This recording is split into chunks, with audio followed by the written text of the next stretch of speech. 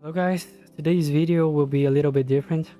Normally on my videos I only speak on Brazilian Portuguese. I'll be testing English to see if it gets a wider audience and also to develop my English. But without further ado, let's go. Today we'll be doing Yupanqui's Turnfire, I think that's how you say it. It's the Kinich's quest. So let's go. Okay guys, so unfortunately I lost the footage of the beginning of the quest. But basically, there were two kids. They asked me to rescue 3 baby saurians because their mom was hurt or something like that. So yeah, we're here now. And we are about to talk to Ajaw. We found them! Wait, but what's that other... A how? Well, if it isn't the gruesome twosome who wormed their way into our servant circle of friends. Still awestruck from the last time we met? Would that be why you hastily scrambled up here to pay your respects the moment you saw us? I suppose we can't blame you. Such is the spell that our majesty casts on our minions. Whatever you say, Ajaw. Very well. You heathens leave us no choice. The almighty Dragon Lord, Kahula shall grant you the audience that you seek. Come, pucker up.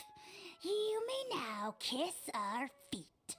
Okay, Priscilla from ReZero. Wait, aren't you like Kinich's sidekick? What the heck are you going on about? Oh, he's not gonna be happy about that. To be even more annoying than the last time we met. Silence! Who are you calling sidekick? We are the Dragon Supreme, sovereign ruler of the Nation of Flame. We shall have you know that last time, were it not for Kinich's earnest pleading on your behalf, you would have received not a single word of mercy. Oh, come on. You talk big, but Kinich clearly has you under lock and key. Oh, great. So, nah. So, little munchkin, what you doing up here? That's great, sovereign to you. You dare invite the wrath of the almighty Dragon Lord, Kahula How. You will burn in Turnfire for 1,000 years for your blasphemy. If you must know, our humble servant begged us to investigate an abyss incident near Hoytsidland, and we chose to grant his request. Abyss incident? See this little lizard? Its mother, a medium-sized lizard, came under the influence of abyssal power. In her confusion, she attacked my servant's tribe, then assailed her own offspring. Yikes! So how is she doing now? She was but a lowly bug fighting against the power of the abyss. Naturally, she has departed for the Night Kingdom. Oh. Damn. Such a fragile creature. Apparently, she ended her struggle by leaping from a cliff. No body, no death.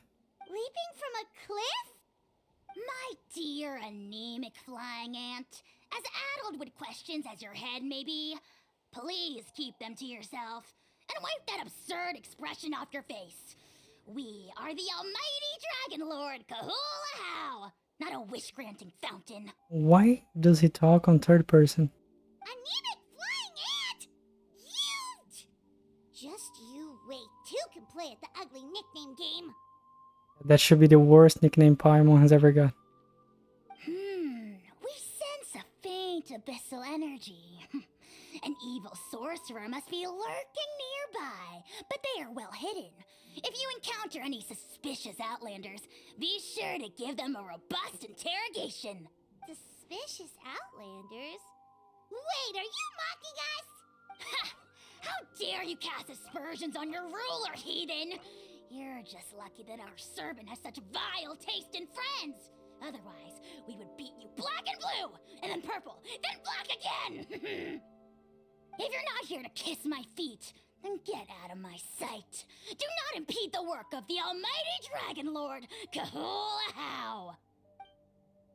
The potty mouth on that guy! Paimon is furious!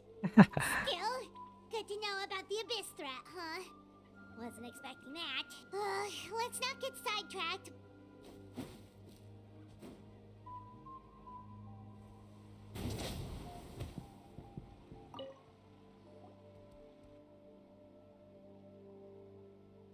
Wow, you're back already?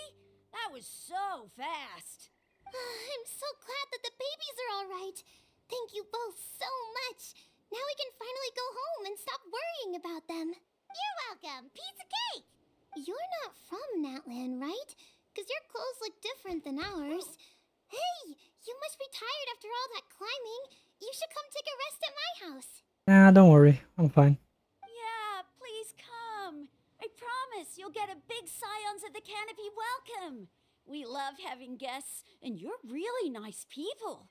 Not like Glasses Guy. Is he talking about Kinich or how? By the sound of it, Glasses Guy wasn't from Natlan either, right? Uh-huh. Well, his clothes sure weren't. You know what? Now that I think about it, there was something really fishy about him. Really?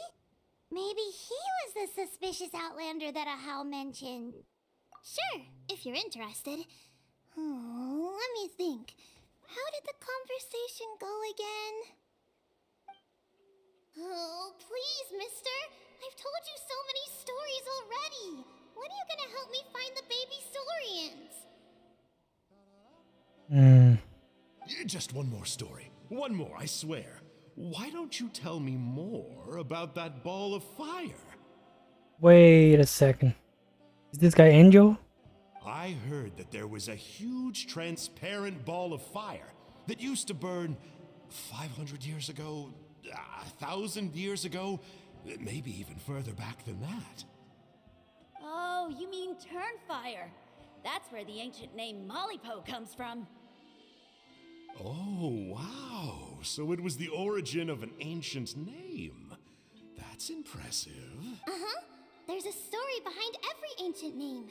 The legend goes that the Turnfire first appeared in the era of the Grand Alliance. It was used by the tyrant Ajaw to rule over Natlan and oppress anyone who opposed him. Turnfire is different from normal fire. If you get set on fire with it, you'll feel horrible burning pain from behind you, but you won't die from it right away. And whatever you do, you mustn't turn back to look at it. Why? What happens if you turn back? As soon as you turn around, poof! You get burned to a crisp. Well, good golly gee. I mean, it's one thing to singe someone's clothes, but burning people alive? That is a big no-no in my book. Right? How nasty is it to burn someone from behind and not even let them turn around to look? Ajaw really was an evil tyrant. Yes, shocking behavior. Now, let me guess. Eventually, a valiant hero came to save the day? That's usually how these stories go. Good guess, Uncle Glasses. Seems like you really know your stuff. The hero was called Yupanqui. He's the ancestor of our tribe. Yupanqui was friends with Ajaw the tyrant, and also Xbalanque, the first Pyro Archon. He was working as an ordnance officer for the Grand Alliance at the time. Wait a moment. Wait, what? Xbalanque was the first Pyro Archon? So unless this story is incorrect, he can't actually be the Dragon Sovereign. Okay. He didn't like how Ajaw was such a cruel tyrant, so he stole the Turnfire and threw it at the Ajaw's army. The soldiers couldn't defend against it, and they all got turned to ash. And that's how our ancestors set our people free. But just as he was about to leave the city, he thought he heard Ajaw calling out to him from behind.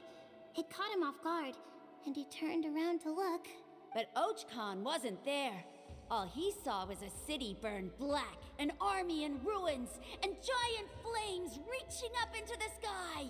A split second later, the flames he saw burst out from inside his eyes and swallowed him up. All it took was a single glance.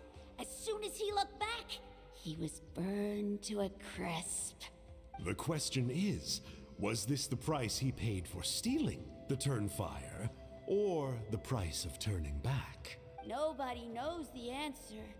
But the fire that consumed Yupanqui burned more fiercely than any other. It burned for 100 days until it burned a hole right through the ley lines. Maybe that's what the Night Kingdom is. And then, the flame flame dropped into the deathly dark Night Kingdom, where it still burns to this day. The grown-ups say that it lights up the path that leads to the next life. But for the dead to be reborn, they have to accept the flames and be purified by the fire first. It's like a final look back at your life, where you have to answer for everything you did. Anyway, that's the story of Yupanqui's Turnfire. Kinda like a purgatory thing. Ah, a fine parable indeed. So, is it true? Is it really possible to find this fire in the Night Kingdom? I don't know. I think it's just a story. Either way, I assume this name has been passed down in your tribe ever since? Sure has. It went to Burkina, the hero that we celebrate on Turnfire Night. But that was 500 years ago. Yeah, and now it belongs to Kinich. So we often call him Malipo Kinich. Kinich, huh? All right, Uncle Glasses, that's enough stories. Now, can you please go find the baby saurians for us like you promised? I would, but doesn't the legend of the Turnfire teach us not to look back? Let's not go dredging up the past. Tell me more about this Kinich guy. One more story, I swear. Starting now. Oh, this kid had enough. No? Careful, Toba. You look dangerously close to cursing me out right now. Tut tut, we can't have that. Cursing is for grown-ups only. Uncle, you'd better not be trying to trick us, or the Turnfire will get you when you die. How would it get me if I'm outside of Natlan? Uncle Glasses isn't from here, you know. Unlike you. Oh, that guy's definitely Enjou. Huh? Wait, is that? Yeah. All right, kiddos. I'm a man of my word. Two of my friends are on their way here, and, Bro, Enjou is they'll here. help you out on my behalf. Work them like dogs, okay? That's what they're here for. Don't go easy on them just for my sake. What a son of a... Really? Well, first, can you tell us your name? Enjou. We met at the foot of this cliff, so beneath the peaks, let's go with Sanka. Seriously? If you don't believe me, turn around and see for yourselves. They're right behind you. Huh? Where? Oh, wait! Uncle Sanka, where did you go? Yeah, definitely a fishy character. It sounds like he was digging for info about the ancient names. Yeah, and not only that, but he betrayed us too. He'll pay for this. All he got out of us was some stories, though. What's the worst that could happen?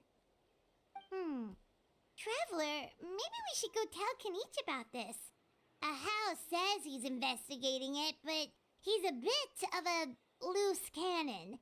We probably shouldn't take him at his word. Huh? You know Kinich? Not very well, but we have met him before, and one time we had a meal together. Aw, man, I'm so jealous. I never even spoken to him. He's so cool. He's the Saurian hunter, and he has a really awesome ancient name. Me neither. I don't think my dad really likes him, though. He always tells me to stay away from him. Probably because of that little creep he always hangs out with. He's nasty, and he's so full of himself. Oh, the creep who calls himself Kahul Ajaw? Yeah, we've had the pleasure of meeting him too. He sure loves pushing people's buttons. Exactly. I don't know why Kinich partnered up with him. Why didn't he pick me instead? Uh-oh. Huni, look how late it is. We've been out way too long. We better get home now or we'll get yelled at. Oh, yikes. You're right. Okay, well, this path here leads to our settlement. If you decide to visit, remember to come to my house. If there's anything you need, my dad can help get it for you. Hope to see you soon. We gotta run. Bye for now.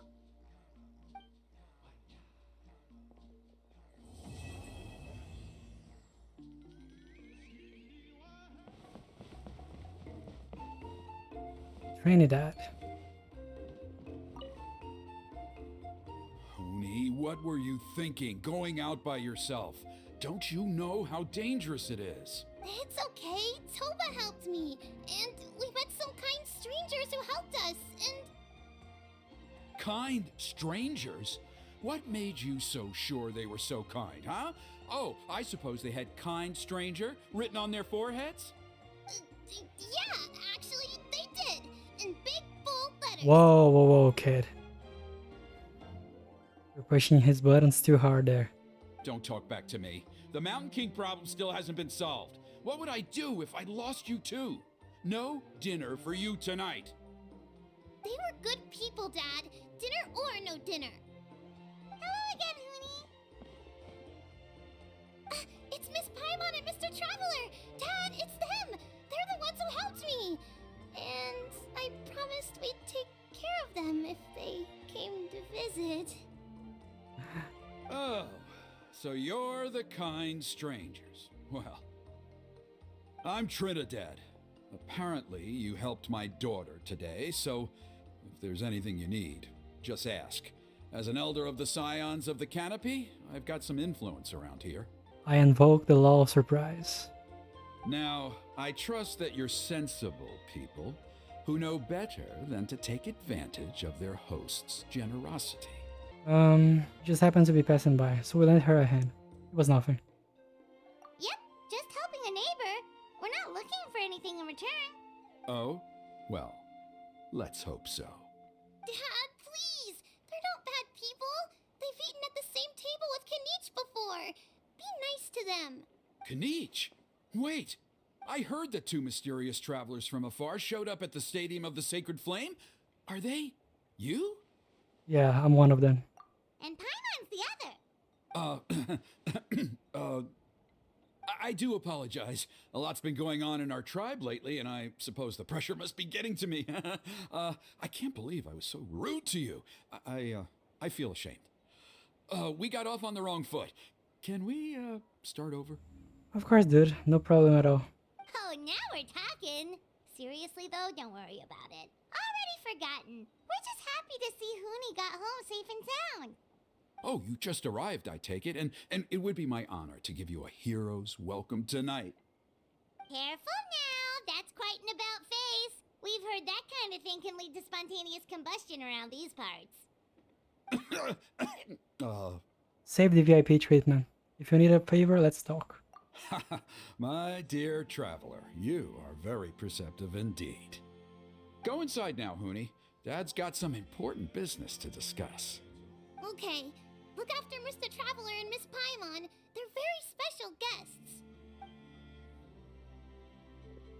Well, we'll hear you out, but we can't make any promises that we'll be able to help. Well, this is a matter of utmost importance. Please, allow me to explain. For many years, our tribe has celebrated the Turnfire Night. It is a traditional ceremony among the Scions of the Canopy in which we remember our ancestor, Burkina, and his companion, Kongamato, the Mountain King. Burkina was a hero who bore the ancient name Malipo, and Kongamato was a powerful Yupanqui warrior. Together, they fought against the Abyss. It's actually the world boss, right? They were victorious, but it came at a great cost.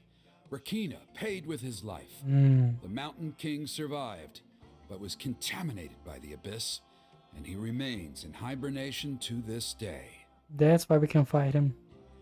Normally, Yupanqui never live longer than a century. It is possible that the abyssal power is responsible for his unnaturally long lifespan. Wait, so he's still alive? Oh, that's right. The Mountain King is a living symbol of our glory, but even this glory comes at a price. The abyssal power inside him is highly sensitive, and when it is disturbed, he awakens and flies into a blind rage, attacking anything that moves. So, besides the ceremony, another important part of Turnfire Night each year is cleansing the abyssal power inside the Mountain King so that he will remain sound asleep. We got a right person for the job. However, Abyss-related incidents have been on the rise in that land lately, as I'm sure you're both aware. As a result, it has become increasingly difficult to keep the Mountain King in hibernation. Only 5 months have passed since the last Turnfire night, and he's already showing signs of instability. Has he woken up again? He has. We managed to contain the situation by performing a makeshift ceremony right away, but it was a close call. He could reawaken at any moment. Also, he attacked and wounded my companion, Nana, during the ceremony. She became contaminated by the Abyss as a result, and... We heard. Such a tragedy. We're really sorry for your loss. Yes, and Nana wasn't the first. Anyway, right now we're preparing for an exceptional Turnfire Night ceremony, and we need to find a suitable flame bearer. From what I've heard about your adventures, I believe you would be perfect for the role. Don't you already have a flame bearer in the tribe? Of course. Plus, he's a bona fide hero who inherited the Malipo name. Oh, you mean Kinich? Yes, he's the one. A hero, worth his weight in gold. And unfortunately for us, he's all too aware of that. No prizes for guessing what he said when I asked him to host a Turnfire night outside of the annual schedule. An exceptional ceremony? Oh, I'll have to charge an exceptional price. I swear, no other concept exists in that boy's brain. I'm not the one to usually talk about people behind their backs, but I'm convinced the Wayab got hit on the head and took a wrong turn the day it chose to give that ancient name to him. I mean, have you ever heard of a hero whose mantra is, "What's your asking price?" Oh, and don't get me started on that insufferable Ajaw he hangs around with. Thinks he's God's gift to mankind. Pompous fool. Yeah, Paimon has to agree on that last part. Anyway, the fact is, the ceremony can just as easily be done without him as long as we can find someone else. And besides, you two seem like much better candidates. So, what do you think? Just tell me what I need to do next. Wonderful! I can't thank you enough. Huni was right about you. You have kindness in your hearts. Come with me to the other side of the mountain. I'll bring you up to speed on each step of the ceremony. As experienced warriors, I'm sure you'll pick it up in no time.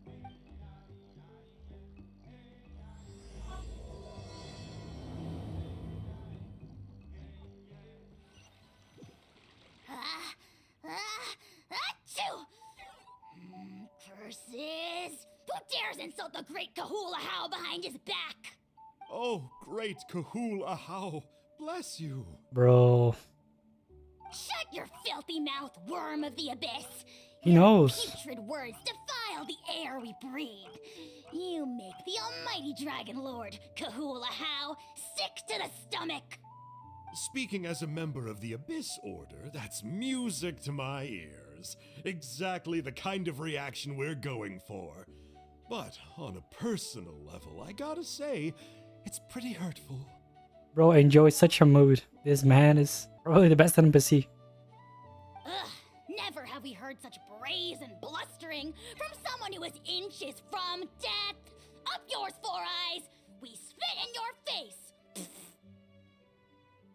Okay, well, that I am at a loss to explain. How do I manage to stay so chirpy and cheerful? I can only guess it's some kind of powerful magic. But I digress.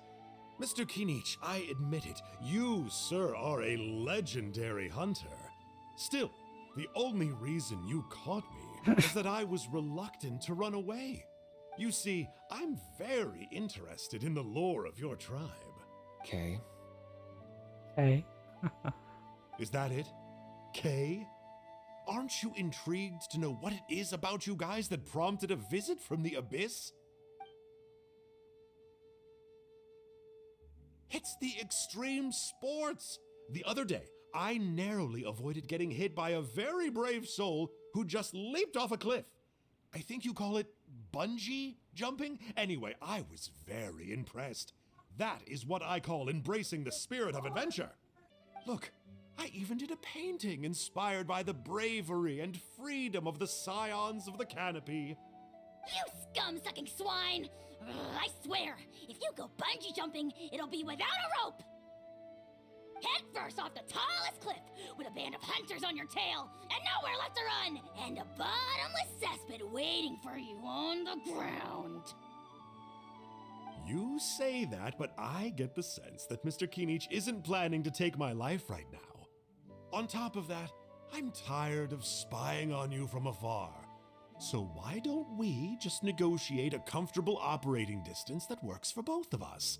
I've heard that the most important thing in human relationships is to respect each other's boundaries. What do you say, Mr. Kinich? Bro, he's not wrong though.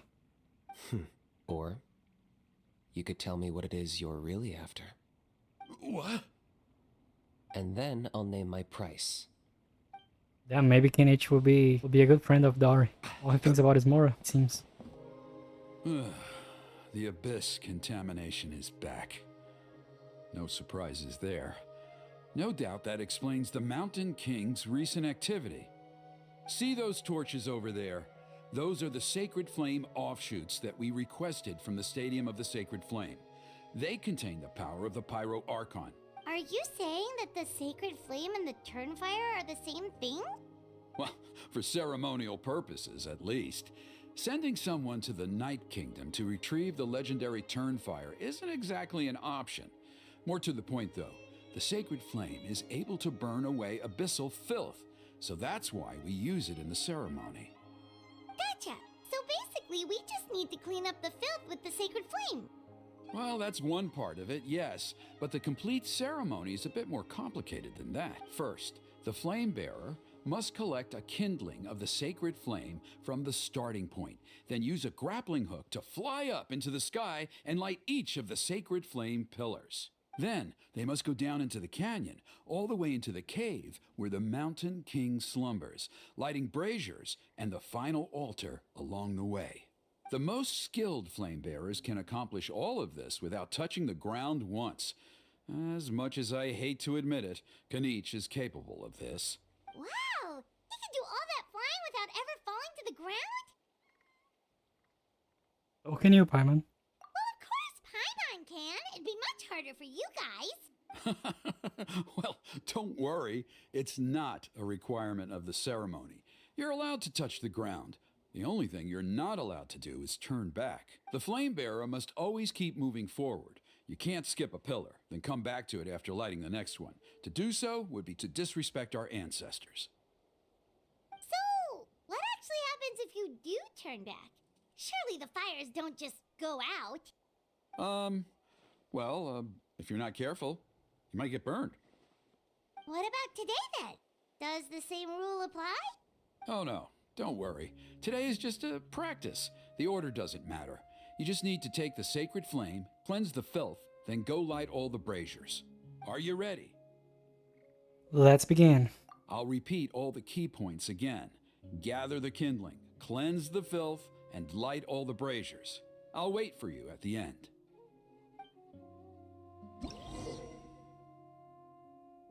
Interactive lit braziers, collect and throw flame grenades. Approach an unlit brazier. Okay. Alright, let's use this kindling to complete our mission.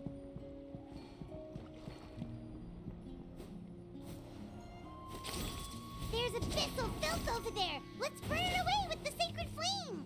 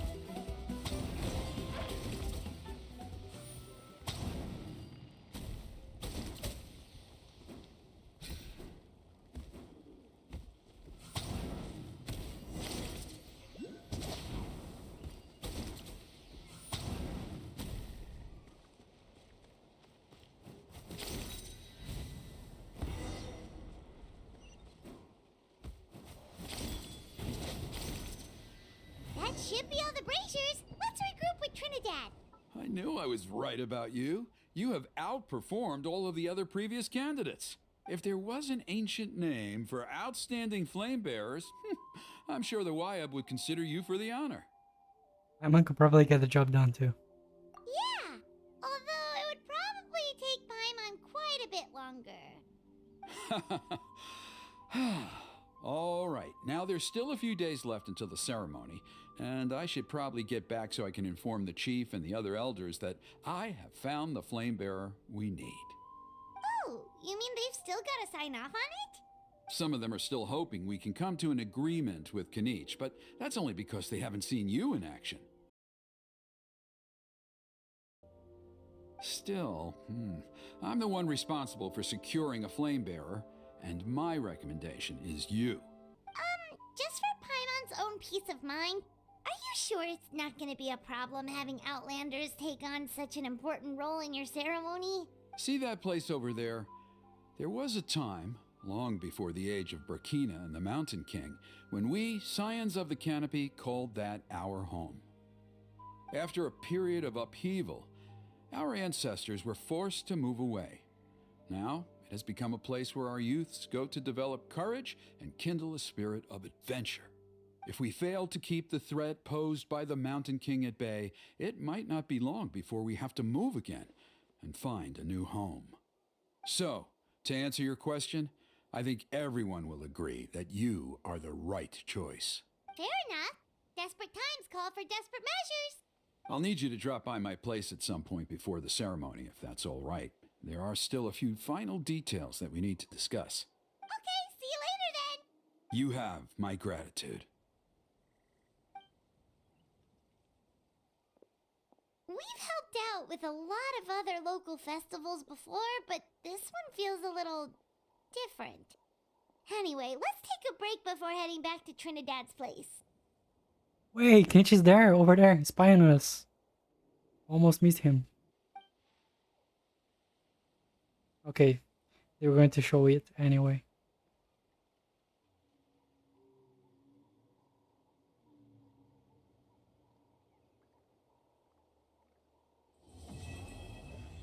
Act 2 complete.